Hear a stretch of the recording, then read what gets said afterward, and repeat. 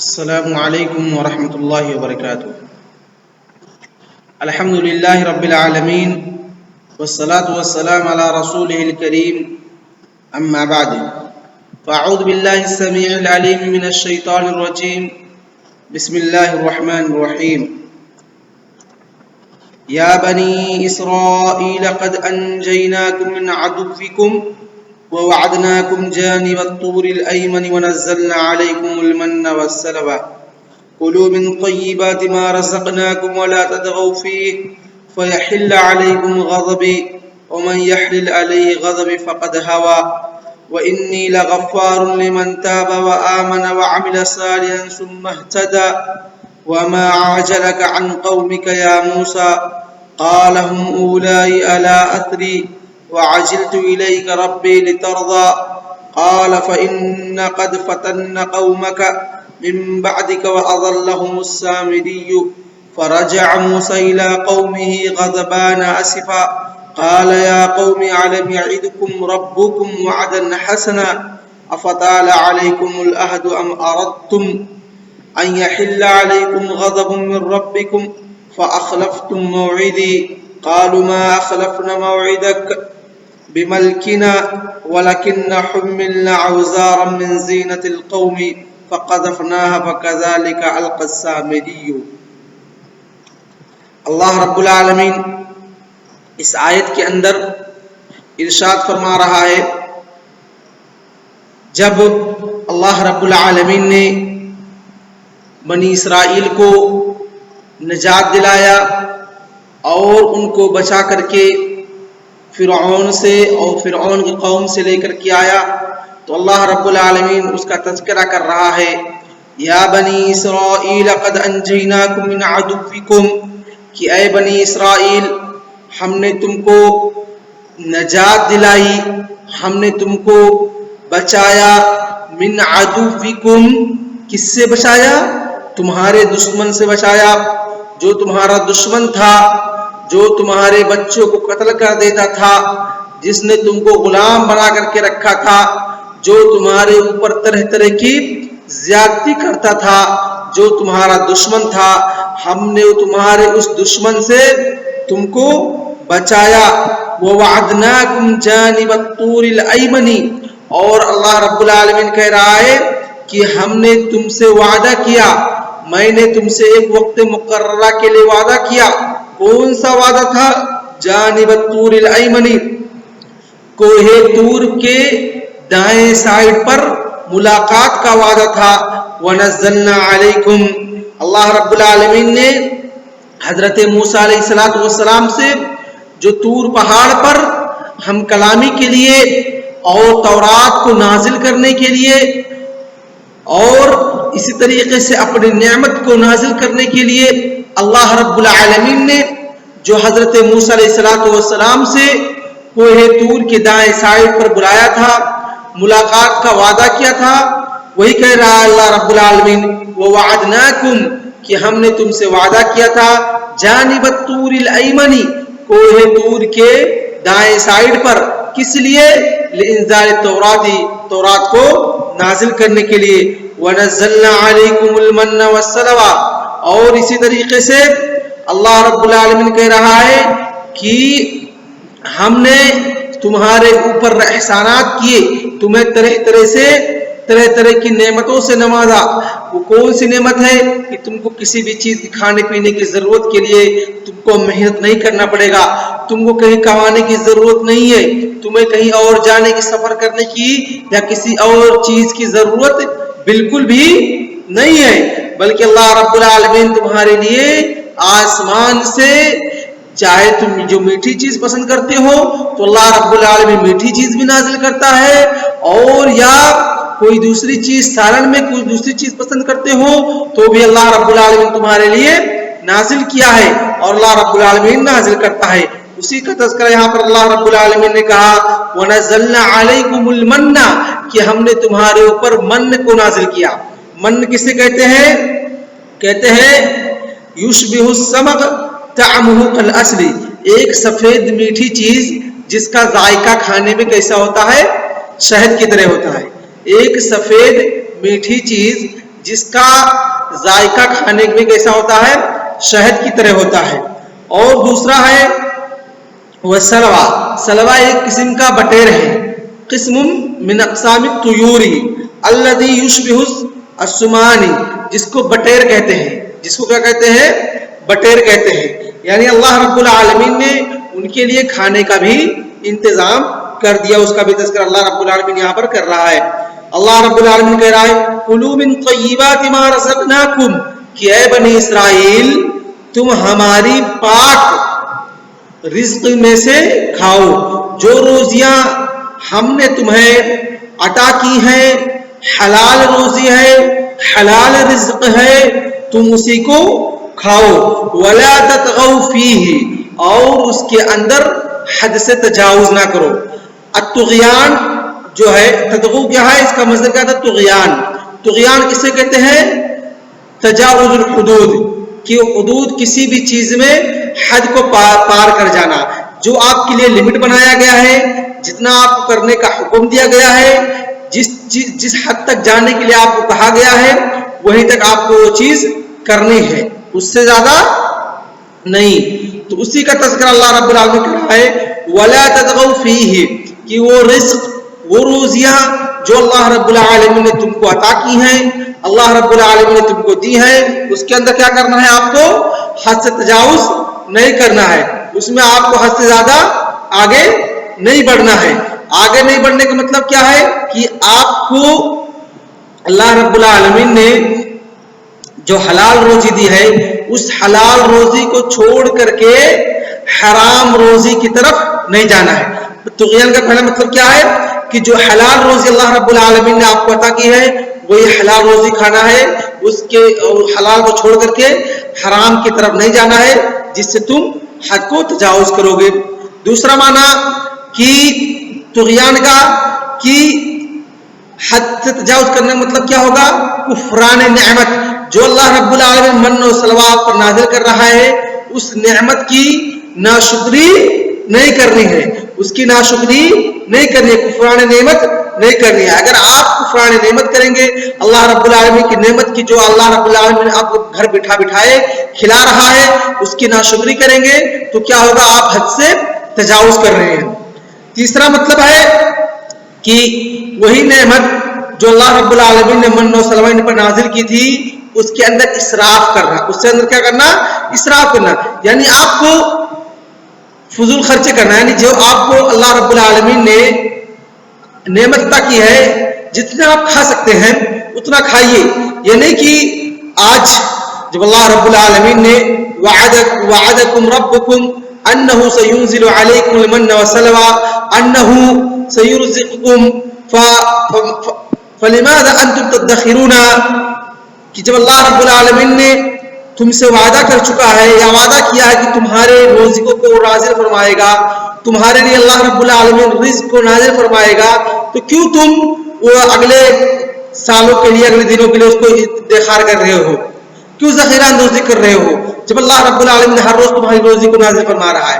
تو وہی کہا گیا ہے کہ اس کے اندر اسراف کرنا. تو گویا کہ اللہ رب العالمین نے یعنی تمام چیزوں کے تمام معنی کو یہ ولا تطغوا یہ شامل ہے. جو بھی آپ مراد لیں سب صحیح ہے. فَيَحِلَّ عَلَيْكُمْ غَضْبِي، کیا اللہ رب العالمین نے کہا وَلَا تَطْغَوْا فِيهِ، کہ اس روزی کے اندر، وہ رزق کے اندر تم کیا کرو؟ حد سے تجاوز نہ کرو. اگر حد سے تجاوز کرو گے تو کیا ہوگا؟ فَيَحِلَّ عَلَيْكُمْ غَضْبِي، تو اللہ رب العالمین اپنی غضب کو، اپنی عذاب کو، اپنی ناراضگی کو تمہارے اوپر نازل فرما دے گا. پھر اس سے کیا ہوگا؟ وَمَنْ يَحْلِلْ عَلَيْهِ غَضْبِي فَقَدْ حَوَى، اللہ رب العالمین کہہ رہا ہے جس کے اوپر ہماری غضب، ہمارے عذاب نازل ہوتے ہیں، فَقَدْ حَوَى، تو کیا ہو جاتا ہے؟ وہ تباہ ہو جاتا ہے. وہ کیا ہو جاتا ہے؟ تباہ، وہ برباد ہو جاتا ہے. بعض مفسرین نے ہوا کا دوسرا معنی لیا ہے، کہتے ہیں کہ ہوا یہ حاویہ کے معنی میں ہے، جیسا کہ قرآن کے اندر آیا ہے امہ حاویہ. اور حاویہ کا یہ جہنم کا سب سے نچلا حصہ ہے. جہنم کا کیا ہے؟ سب سے نچلا حصہ ہے. تو اس کا معنی آپ چاہے تباہی و بربادی لیں یا جہنم کا وادی مراد لیں، جہنم کا سب سے نچلا حصہ مراد لیں، دونوں معنی صحیح ہے کہ جس کے اوپر اللہ رب العالمین کا غضب نازل ہو جائے گا وہ کیا ہوگا؟ تباہ و برباد ہو جائے گا. وہ کیا ہوگا؟ تباہ و برباد ہوگا. یا جس پر اللہ رب العالمین کا غضب نازل ہوگا. اللہ رب العالمین کا غضب کس لوگوں پر نازل ہوگا؟ اللہ رب العالمین کا غضب انہی لوگوں پر نازل ہوگا جو جہنمی ہوں گے، جن کا ٹھکانہ جہنم ہوگا. تو آپ دونوں مارا اور مرنے کے بعد وہ کہاں جائیں گے؟ جہنم ہی میں جائیں گے، اور ان کا ٹھکانہ کہاں ہے؟ جہنم. اس لیے اللہ رب العالمین نے کہا وَمَن يَحْلِلْ عَلَيْهِ غَضَبِي فَقَدْ هَوَىٰ. اس کے بعد اللہ رب العالمین کہہ رہا ہے وَإِنِّي لَغَفَّارٌ لِمَن تَابَ وَآمَنَ وَعَمِلَ صَالِحًا ثُمَّ اهْتَدَىٰ. اللہ رب العالمین کہہ رہا ہے وَإِنِّي لَغَفَّارٌ، کہ اے لوگوں میں بہت ہی زیادہ معاف کرنے والا ہوں، میں بہت ہی زیادہ لوگوں کو گناہوں کو بخشنے والا ہوں. وَإِنِّي لَغَفَّارٌ، میں بہت ہی زیادہ لوگوں کے گناہوں کو بخشنے والا ہوں. لمن تابا، جس نے کیا کیا؟ توبہ کیا. کس سے توبہ کیا؟ شرک و بدعات سے، کفر سے، معاصی سے، یعنی تمام معنی کو یہ لفظ محتمل ہے. چاہے وہ مومن ہو اس کے بعد اسے گناہیں سرزد ہو گئی ہوں تو بھی وہ اگر توبہ کرتا تب بھی اللہ رب العالمین اس کو بخشنے والا ہے، یا وہ شرک و بدعات کر لیا ہے تب بھی اللہ رب العالمین سے توبہ کرتا تب بھی اللہ رب العالمین اس کو بخشنے والا ہے، یا وہ بندہ کافر تھا، مشرک تھا اور اپنے کفر سے اور وہ شرک سے توبہ کرتا ہے تب بھی اللہ رب العالمین کیا ہے؟ اس کو بخشنے والا ہے. کہتے ہیں وَإِنِّي لَغَفَّارٌ لِمَن تَابَ. اللہ رب العالمین کہہ رہا ہے کہ میں بہت ہی زیادہ بخشنے والا ہوں جس نے توبہ کیا، وَآمَنَ اور ایمان لایا، وَعَمِلَ صَالِحًا اور نیکی کا کام کیا، ثُمَّ اهْتَدَىٰ پھر کیا ہوا؟ وہ ثُمَّ اهْتَدَىٰ پھر راہ حق پر وہ گامزن ہوا اور اسی پر مستقیم رہا، اسی پر قائم رہا. اس کے بعد اللہ رب العالمین جب حضرت موسیٰ علیہ السلام کوہ طور کے دائیں سائڈ پر اللہ رب العالمین سے ملنے کے لیے گئے تو اللہ رب العالمین حضرت موسیٰ علیہ السلام سے کہتا ہے وَمَا عَجَلَكَ عَنْ قَوْمِكَ يَا مُوسَىٰ، کہ اے موسیٰ کس چیز نے تم کو عجلت پر ابھارا، کس چیز نے تم کو جلد بازی کرنے کے لیے کہا؟ عن قومک، اپنے قوم کے تعلق سے اے موسیٰ، کہ اے موسیٰ آپ کو کس چیز نے اس جلد بازی پر ابھارا، کس امر نے آپ کو اس جلد بازی پر ابھارا کہ آپ اپنی قوم کو پیچھے چھوڑ کر چلے آئے ہیں اور مجھ سے ملاقات کے لیے آپ پہنچے ہیں، یعنی اپنی قوم کو چھوڑ دیے پیچھے ہی اور آپ اکیلے ہی مجھ سے ملاقات کرنے کے لیے جانب کوہ طور کے دائیں سائڈ پر ملاقات کے لیے آئے ہیں. تو حضرت موسیٰ علیہ السلام کہتے ہیں نہیں، میں نے ان کو پیچھے نہیں چھوڑا ہے، بلکہ قال ہم اولائی علی اثری، حضرت موسیٰ علیہ السلام نے کہا ہم اولائی، وہ تمام کے تمام لوگ علی اثری، میرے پیچھے ہی ہیں، میرے پیچھے ہی ہیں، وہ لوگ بھی پہنچنے والے ہیں، وہ لوگ بھی ہیں، کہیں دور میں نے ان کو چھوڑ کر نہیں آیا ہوں. وَعَجِلْتُ إِلَيْكَ رَبِّي لِتَرْضَىٰ، کہ اے رب اس لیے میں اپنی قوم سے پہلے یہاں پہنچ گیا ہوں تجھ سے ملاقات کے لیے، لِتَرْضَىٰ تاکہ تو کیا ہو جائے؟ راضی ہو جائے، تیری تاکہ لِتَزْدَادَ عَنِّي رِضَاكَ، کہ اے رب تاکہ تیری رضا، تیری خوشی میرے تعلق سے زیادہ ہو جائے، اس لیے میں نے اپنے قوم سے پہلے، بنی اسرائیل سے پہلے یہاں پر پہنچ گیا ہوں. قال فإن قد فتنا قومك من بعدك وأضلهم السامري. تو یہاں پر جو حضرت موسیٰ علیہ السلام نے کہا علی اثری، اس کا مطلب ہے کہ قوم پیچھے تھی، یعنی حضرت موسیٰ علیہ السلام کے ساتھ نہیں تھی. حضرت موسیٰ علیہ السلام ان کو ایک مقام پر چھوڑ کے پہلے اللہ رب العالمین سے ملاقات کے لیے پہنچ گئے تھے. پھر اللہ رب العالمین کہتا قال انا قد فتنا قومک، من بعدک وعد اللہم السامری کہ اے موسیٰ انا قد فتنا تحقیق کہ ہم نے تمہاری قوم کو فتنا قومک تمہاری قوم کو آزمایا تمہارے قوم کا اختبار لیا من بعدک تیرے بعد یعنی جب تو نے اے موسیٰ اپنی قوم کو وہاں پر چھوڑ کر وادی تیہ کے اندر چلا آیا اور مجھ سے ملاقات کرنے کے لیے تو کیا ہوا میں نے تیری قوم کو آزمایا میں چاہا کہ لاؤں دیکھوں ان کا ایمان کتنا مضبوط ہے تو وہاں پر نہیں ہے کیا یہ اب بھی تیرے مطلب وہاں پر تیرے موجود نہ ہونے کے بعد بھی کیا یہ لوگ اسلام پر صحیح معنوں پر قائم و دائم ہیں کہ نہیں ہے ان کے اندر ایمان کتنا ہے کتنا ان کو ایمان سے لو ہے لاؤں میں اس کو آزماؤں تو اللہ رب العالمین کہتا ہے انا قد فتنا قومک من بعدک کہ تیرے آنے کے بعد اے موسیٰ میں نے تیرے قوم کو آزمایا وعد اللہم السامری لیکن وہ اس پہ قائم نہ رہ سکے اور سامری نے ان کو کیا کر دیا گمراہ کر دیا سامری کیا ہے یہ نام ہے بندے کا جس نے حضرت موسیٰ علیہ السلام کی قوم کے لیے بچڑے کو تیار کیا تھا اور اس کی عبادت کے لیے لوگوں کو بلایا تھا اس کا واقعہ ابھی آگے آ رہا ہے کہتے وعد اللہم السامری اللہ رب العالمین حضرت موسیٰ علیہ السلام کو خبر دے رہا ہے کہ تم تو یہاں ہو وہاں تمہارے قوم کو سامری کیا ہے گمراہ کیے ہوئے ہیں ان کو پھر سے جس سے تم نے ان کو نکال کر جس چیز سے تم نے ان کو نکال کر لائے تھے ایک اللہ رب العالمین کی عبادت کی طرف سامری پھر ان لوگوں کو اسی میں واپس لے کر کے چلا گیا ہے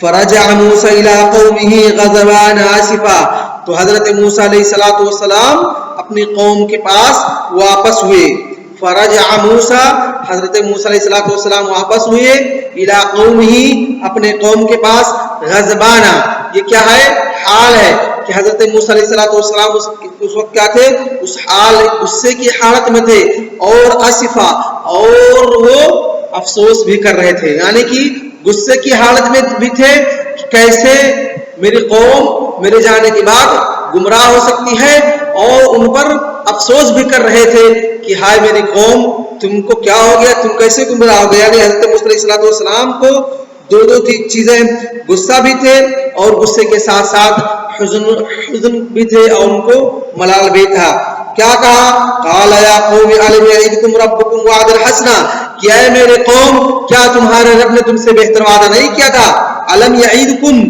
کیا تمہارے رب نے تم سے وعدہ نہیں کیا تھا الم یعدکم ربکم کیا تمہارے رب نے تم سے بہتر وعدہ نہیں کیا تھا کون سا وعدہ وعدا حسنا بہتر وعدہ وعدہ کون سا تھا وعدہ یہی تھا کہ اللہ رب العالمین نے حضرت موسیٰ علیہ السلام سے کہا تھا کہ آؤ طور پہاڑ پر ہم تم کو وہاں پر کیا دیں گے تورات کو نازل کریں گے تو وہی کہ اے میری قوم میں کیا تمہارے لیے تورات کو لینے چلا گیا تم گمراہ اور برباد ہو گئے تمہارے رب نے تم سے بہتر وعدہ کیا تھا کہ وہ تمہارے اوپر تورات کو نازل فرمائے گا تمہاری رشد و ہدایت کے لیے کیا میں اس کتاب کو لینے گیا اور تم یہاں پر گمراہ ہو گئے وعدہ حسنہ سے مراد کیا ہے انزال التورات اس کے بعد کہا افطال علیکم العہد ام اردتم ان یحل علیکم غضبی کیا یہ مدت تمہارے اوپر زیادہ ہو گئی تھی کیا یہ مدت تمہارے اوپر زیادہ ہو گئی تھی یعنی کہ جو اللہ رب العالمین نے تمہاں سے وعدہ کیا تھا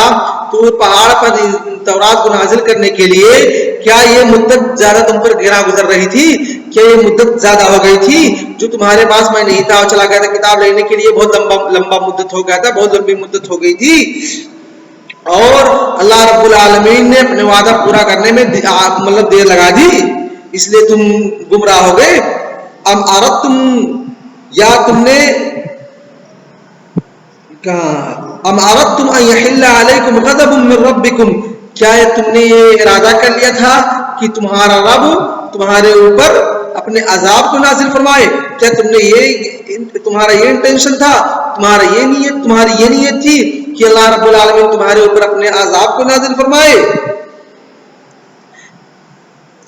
کہ تم نے یہ کامیں کی کہ اللہ رب العالمین کو چھوڑ کر کے اس سامری کے بہکاوے میں آ گئے اور تمہارے لیے اس نے کیا کیا بچڑے کو تیار کیا جس کی عبادت تم نے کی فَأَخْلَفْتُمْ مَوْعِدِي، اور جو تم نے مجھ سے وعدہ کیا تھا ایک اللہ رب العالمین کی عبادت کا، تم نے اس وعدے کو کیا کیا؟ اس وعدے کا لحاظ نہیں رکھا اور اس وعدے کے تم نے خلاف ورزی کی. قالوا ما اخلفنا موعدك بملكنا ولكننا حملنا اوزارا من زينة القوم فقذفناها فكذلك القى السامري. اور اگلا درس انشاءاللہ اگلی آیت اگلے درس میں مکمل کریں گے. وصلی اللہ علی نبینا محمد وعلی آلہ وصحبہ اجمعین. السلام علیکم ورحمۃ اللہ وبرکاتہ.